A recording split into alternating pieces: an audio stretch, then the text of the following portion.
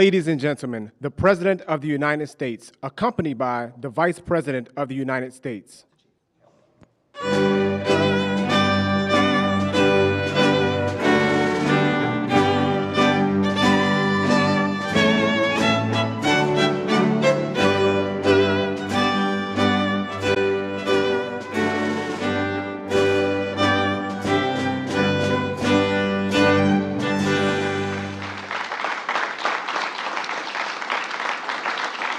Good afternoon, everyone. Good afternoon. Please have a seat. Good afternoon.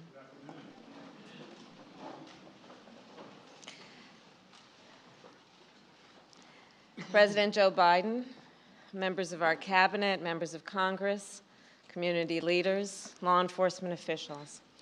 It's good to be here with all of you. Not under these circumstances, but it is good to be with you. And I know, of course, that today, following yesterday, that all of our hearts, of course, are with the people of Uvalde, Texas, with the parents, with the children, with all the folks who said goodbye yesterday morning to someone they loved, not knowing that that goodbye would be their last. Enough is enough. Enough is enough. As the President said last night, we must have the courage to stand up to the gun lobby and pass reasonable gun safety laws. We must work together to create an America where everyone feels safe in their community, where children feel safe in their schools. And of course, that responsibility that we collectively have to ensure that all people feel safe in their community is what brings us together today. It is an honor to be joined by the families of George Floyd, Breonna Taylor, and many others. And I've met many of you before, and many times. And many others I am meeting for the first time. I am moved, as always, by your courage. You have felt so much pain, and you have endured unimaginable grief. You have experienced the anguish of losing someone you love and cherish. And yet, you are here, as you have been throughout the days of your grief, standing selflessly, full of grace and resilience, to speak up, to speak out, often against odds, great odds, to fight for a world where no one has to experience what you have been through. Your loved ones should be with us today. You should not have to mourn. You should never have had to mourn in order for our nation to feel your pain and to understand what is wrong and to agree that something must be done. I know it is a particularly difficult day for the Floyd family. 2 years ago today, a brother, a son, a father was taken from you. We will never forget what happened that day. The eyes of the world, literally, were on what happened that day. And collectively, we remain horrified by what we witnessed. And we are here today in memory of George Floyd and all those we have lost to take action.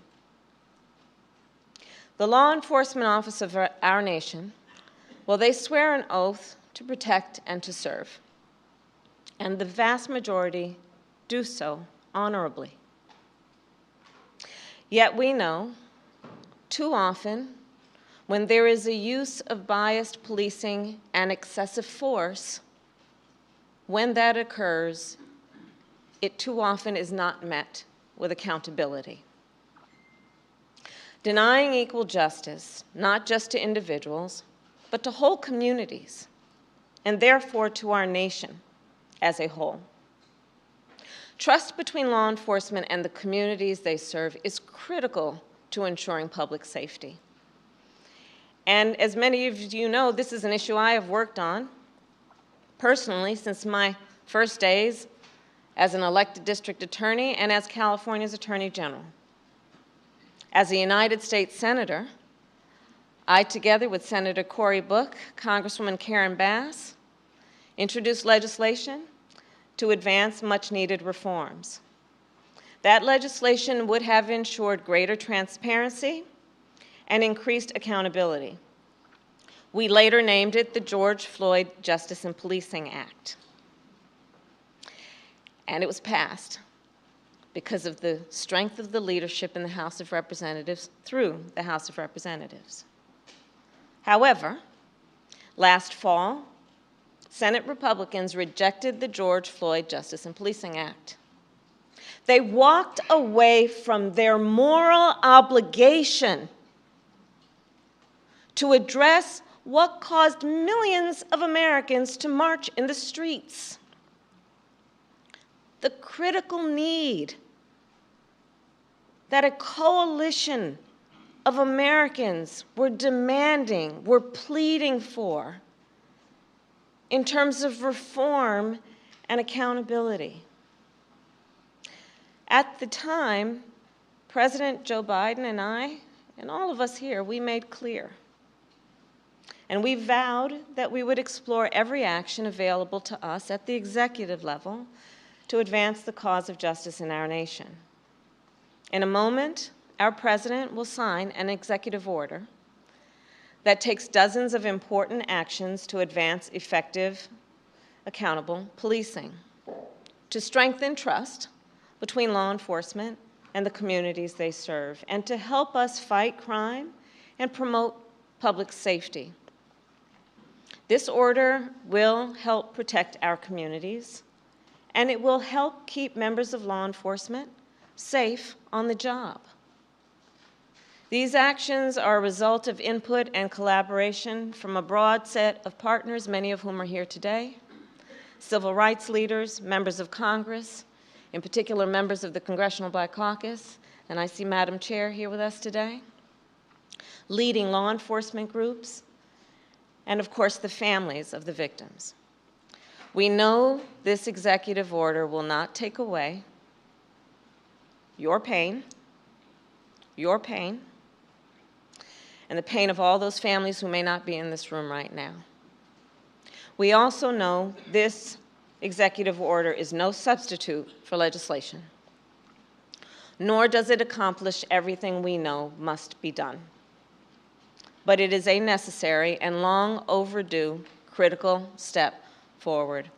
And once again, the President and I call on the United States Senate to pass the George Floyd Justice and Policing Act. And once again, we vow that we will do everything in our power to protect public safety, to support law enforcement, and to address this issue of racial injustice wherever it exists. And with that, it is now my great honor to introduce a man who, when he ran for president, was clear in his purpose, which was to bring our nation together, who fights every day to make sure all our communities are safe and that the rights of all people are protected. The President of the United States, Joe Biden.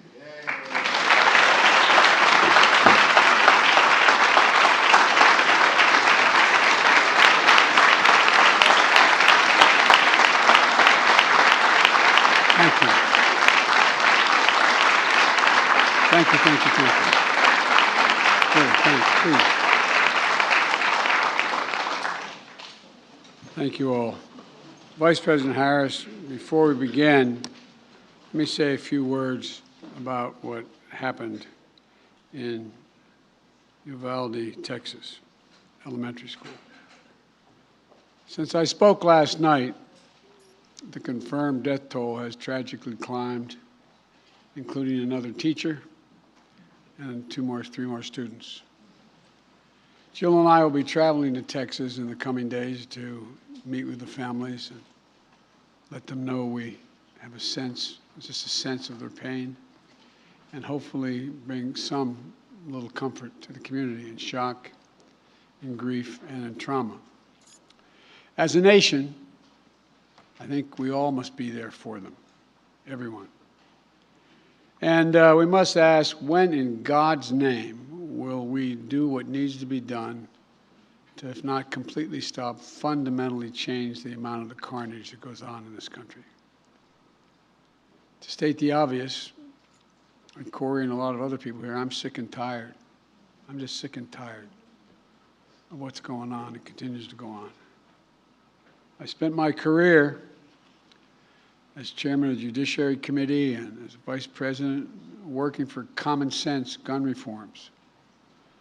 As I said, as a senator and a vice president. While they clearly will not prevent every tragedy, we know certain ones will have significant impact and have no negative impact on the Second Amendment. The Second Amendment is not absolute. When it was passed, you couldn't own a cannon. You couldn't own certain kinds of weapons. It's just always been limitations. But guess what? These actions we've taken before, they saved lives, and they can do it again. The idea that an 18-year-old can walk into a store and buy weapons of war designed and marketed to kill is, I think, just wrong. It just violates common sense. Even the manufacturer, the inventor of that weapon, thought that as well. You know, where's the backbone? Where's the courage to stand up to a very powerful lobby? But here's one modest step. The federal agency that measures and ensures that gun laws are enforced and the Second Amendment is abided by, the Bureau of Alcohol, Tobacco, and Firearms Explosives, the AFT, has not had a Senate confirmation leader for 7 years because of these disputes. For 7 years, been out without anyone in charge. I nominated a supremely qualified former prosecutor who has broad bipartisan support from law enforcement and the community overall. His hearing was held earlier today, I should say. The Senate should confirm and without delay, without excuse, send the nomination to my desk. It's time for action. We're here today for the same purpose, to come together and say enough, to act. We must.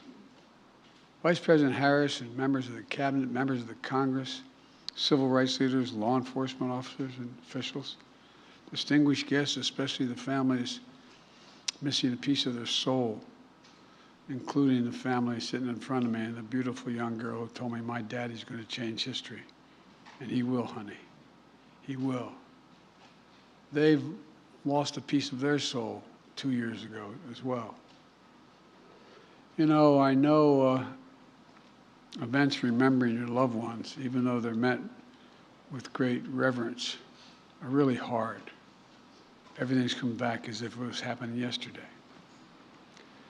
But in your own ways, you've each of you, whose family's been victimized, have summoned the courage to find purpose through your pain, to stir justice that's been too long dormant, and to give hope while in need of hope yourself.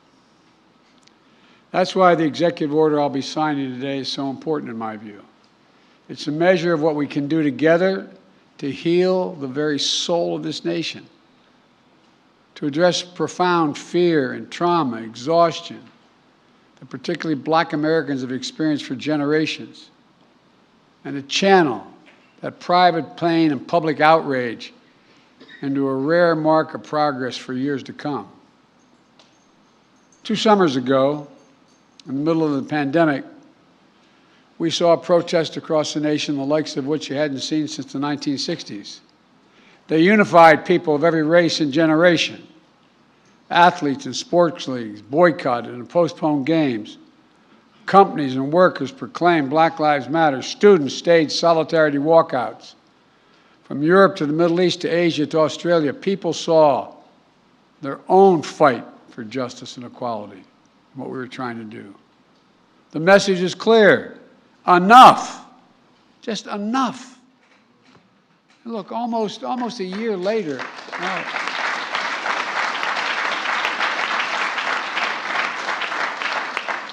almost a year later, a jury in Minnesota stepped up and they found a police officer guilty of murdering George Floyd, with officers and even a police chief taking the stand to testify against misconduct of their colleagues.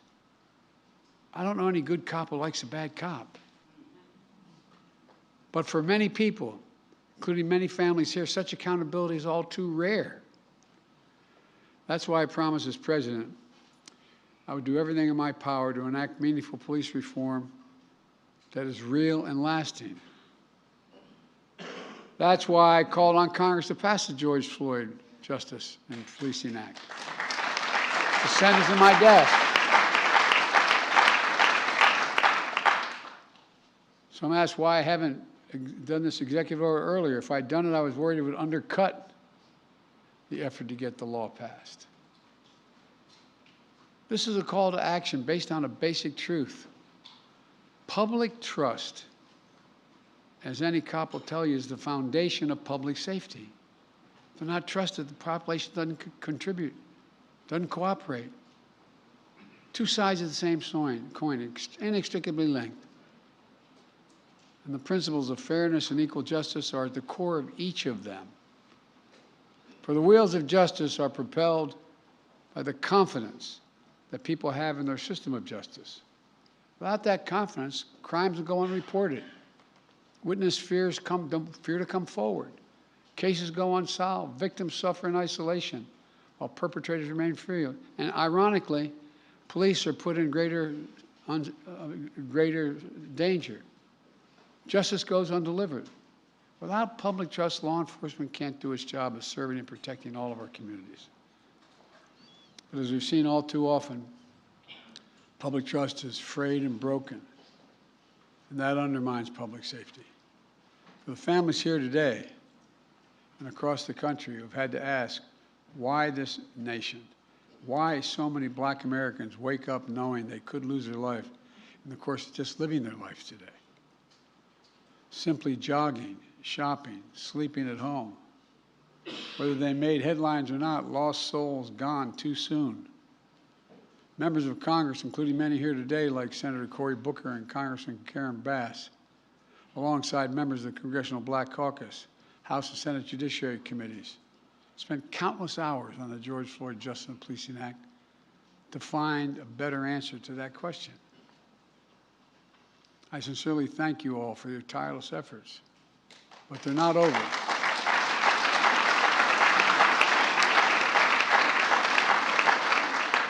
The House passed a strong bill. It failed in the Senate, where our Republican colleagues opposed any meaningful reform.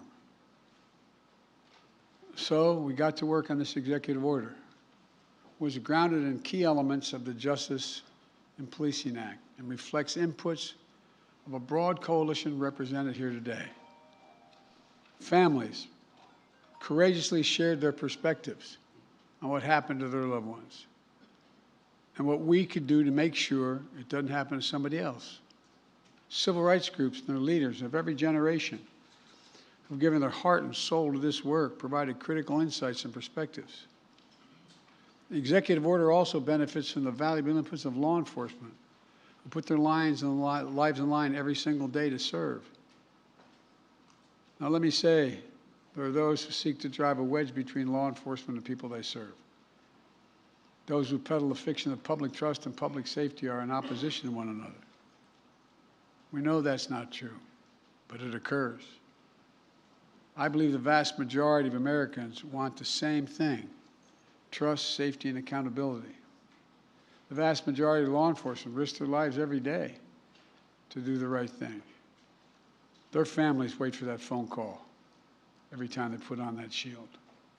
Just yesterday in Uvalde, brave local officers of the Border Patrol agents intervened to save as many children as they could.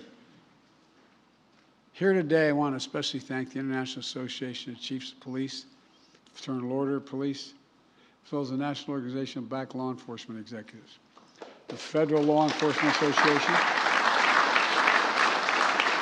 the Police Executive Research Forum, Major Cities Chiefs Association, and others who stepped up and endorsed what we're talking about today. As divided as this nation can feel, today we're showing the strength of our unity. It matters. This executive order is going to deliver the most significant police reform in decades. It applies directly under law to only 100,000 federal law enforcement officers, all the federal law enforcement officers. And though federal incentives and best practices that are attached to it, we expect the order to have significant impact on state and local law enforcement agencies as well. Here are the key parts. First, the executive order promotes accountability.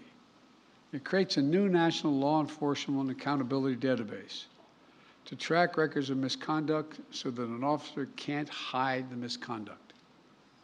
It strengthens the pattern and practice investigation to address systematic misconduct in some departments. It mandates all federal agents wear and activate body cameras while on patrol. Second, the executive order raises standards, bans chokeholds, restricts no-knock warrants, tightens use of force policies to emphasize de-escalation and duty to intervene to stop another officer from using executive force, just as occurred.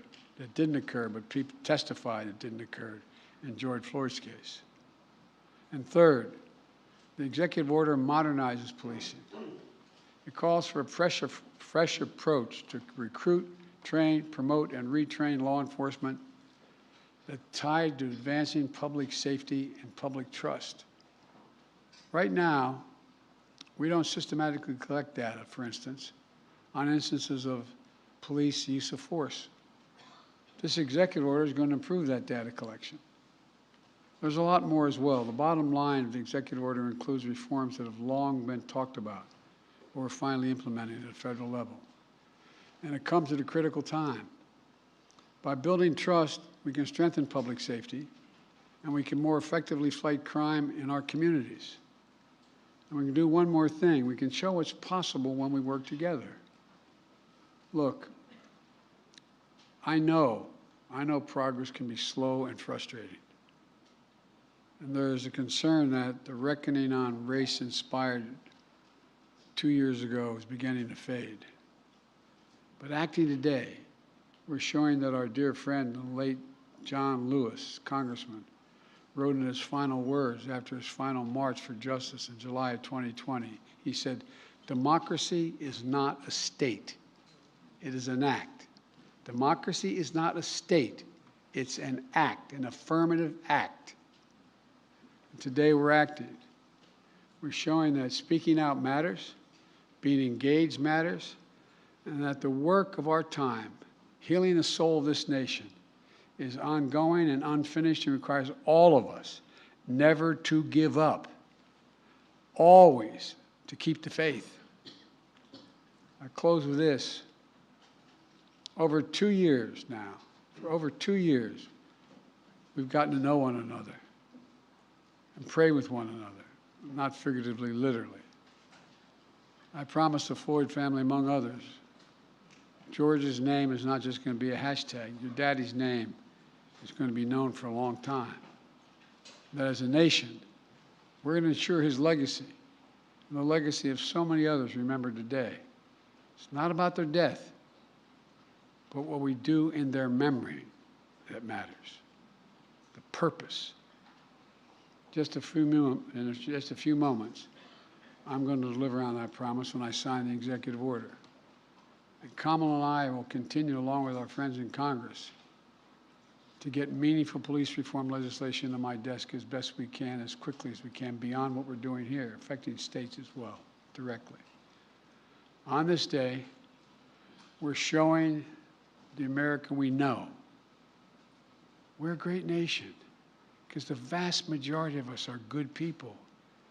And there's nothing beyond our capacity, nothing, when we act together as the United States of America. This is a start, a new start. May God bless you all. May God protect our forces. And now I'm going to go sign that executive order. Thank you.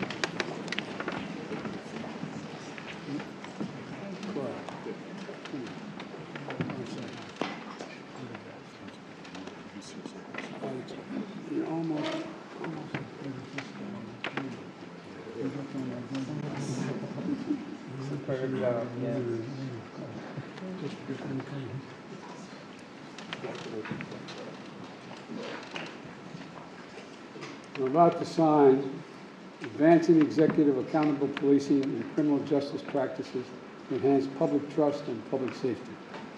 And since I only have one pen, you're all going to get a copy of this. I don't have to do one stroke at a time with each pen.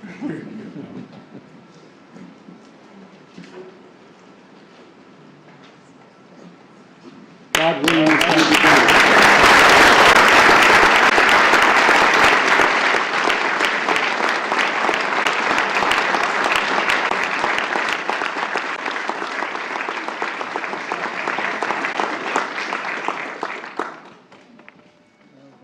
Come around. Come on. Come on up, baby. Come on. Father's going to change the world. You're getting so big. Oh, the last time I saw you came up to here. You okay? I'll be darned.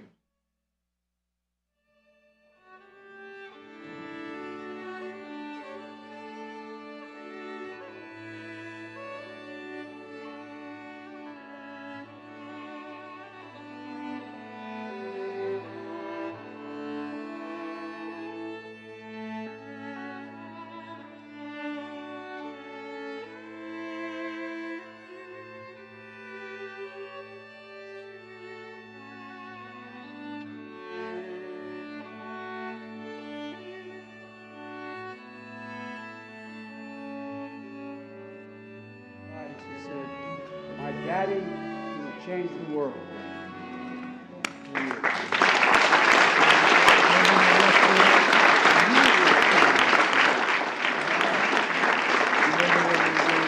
Thank you, everyone. Thank you, thank you, thank you. Thank you, President. We're going to go meet some of the family. Okay.